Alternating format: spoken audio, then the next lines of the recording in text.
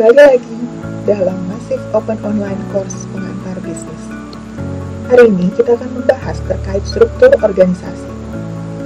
Penting bagi sebuah organisasi untuk menjadi fleksibel dan beradaptasi dengan lingkungan dan keadaan saat ini. Salah satu adaptasi yang bisa dilakukan adalah dengan melakukan perubahan dari struktur organisasi. Organizing dimulai dengan menentukan pekerjaan apa yang perlu dilakukan dan kemudian membagi tugas di antara anggota.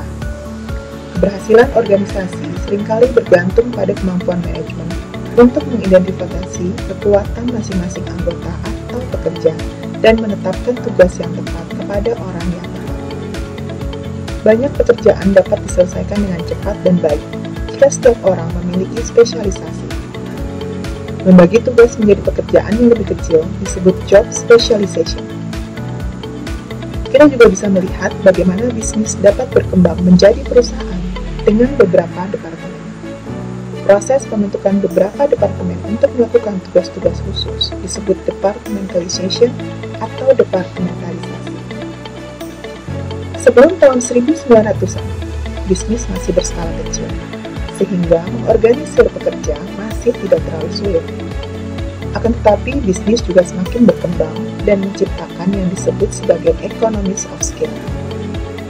Selama era mass production, teori organisasi pun bermuncul. Dua penggagas berpengaruh adalah Henry Fayol dengan Principles of Organization dan Max Weber dengan Organizational Theory. Mengikuti teori-teori seperti Fayol dan Weber, para manajer pada tahun 1900-an mulai merancang organisasi sehingga manajer dapat mengontrol pekerja.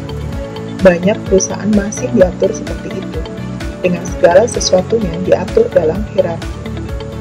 Hierarki adalah sebuah sistem di mana satu orang berada di puncak organisasi dan ada urutan atau urutan dari atas ke bawah manajer yang bertanggung jawab untuk orang tersebut.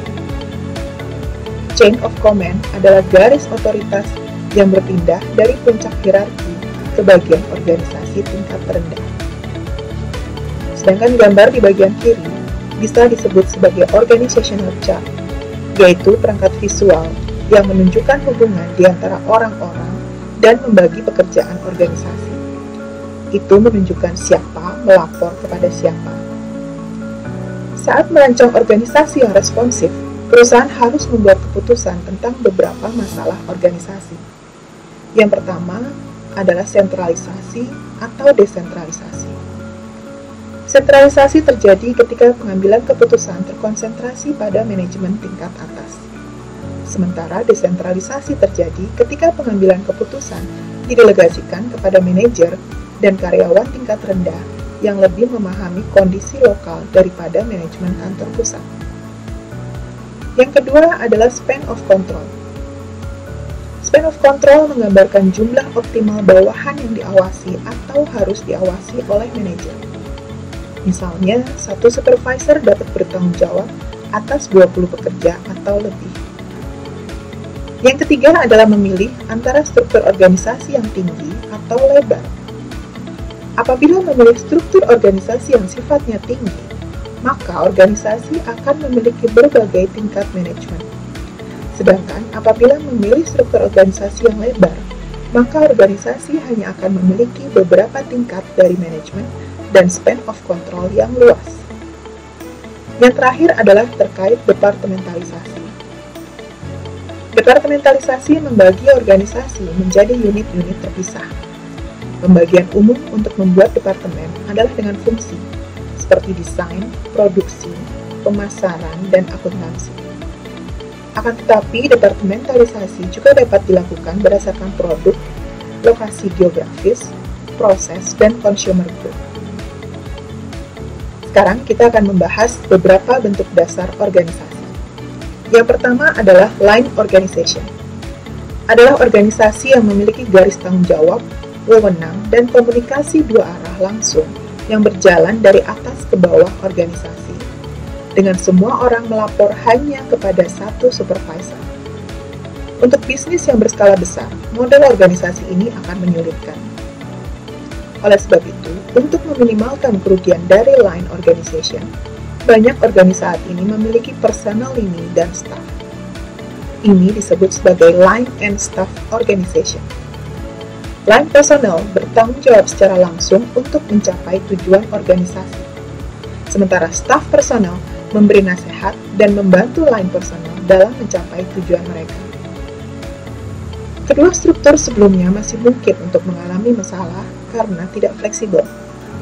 Oleh sebab itu, ada bentuk organisasi lainnya yang disebut sebagai matrix organization, yaitu organisasi di mana spesialis dari berbagai bagian organisasi berkumpul untuk mengerjakan proyek tertentu, tetapi tetap menjadi bagian dari struktur lini dan staf. Solusi lainnya adalah cross-functional self-managed teams, di mana ini adalah kelompok karyawan dari berbagai departemen. Perbedaan dengan struktur matrix adalah dalam cross-functional self-managed teams, kelompok bekerja bersama untuk jangka panjang. Self-manage menandakan tim mampu mengambil keputusan tanpa persetujuan dari manajemen. Kebanyakan organisasi sekarang tidak lagi mandiri. Sebaliknya, mereka adalah bagian dari jaringan luas bisnis global yang saling bekerja sama. Oleh sebab itu, kita mengenal istilah virtual corporation. Virtual corporation tidak memiliki ikatan permanen dengan perusahaan yang melakukan pekerjaan produksi, distribusi, hukum, dan lainnya. Pekerjaan semacam itu cukup fleksibel untuk beradaptasi dengan perubahan di pasar dengan cepat. Untuk dapat beradaptasi dengan perubahan di pasar, perusahaan umumnya melakukan yang disebut sebagai benchmarking, yaitu membandingkan praktek, proses, dan produk organisasi dengan yang terbaik di dunia. Apabila organisasi tersebut merasa tidak mampu melakukan suatu fungsi secara maksimal, maka ia dapat melakukan outsourcing, yaitu menugaskan perusahaan lainnya untuk menjalankan fungsi tertentu seperti shipping, produksi, dan lain-lain. Setelah melakukan outsourcing, fungsi-fungsi yang masih dijalankan oleh organisasi disebut sebagai core kompetensi. Budaya organisasi adalah nilai-nilai yang dibagikan secara luas dalam suatu organisasi yang memupuk persatuan dan kerjasama untuk mencapai tujuan bersama. Biasanya, budaya suatu organisasi tercermin dalam cerita, tradisi, dan mitosnya. Budaya organisasi bisa bersifat positif maupun negatif. Budaya organisasi juga terkait dengan struktur organisasi. Ada dua tipe yang dapat kita bahas, yaitu formal organization dan informal organization.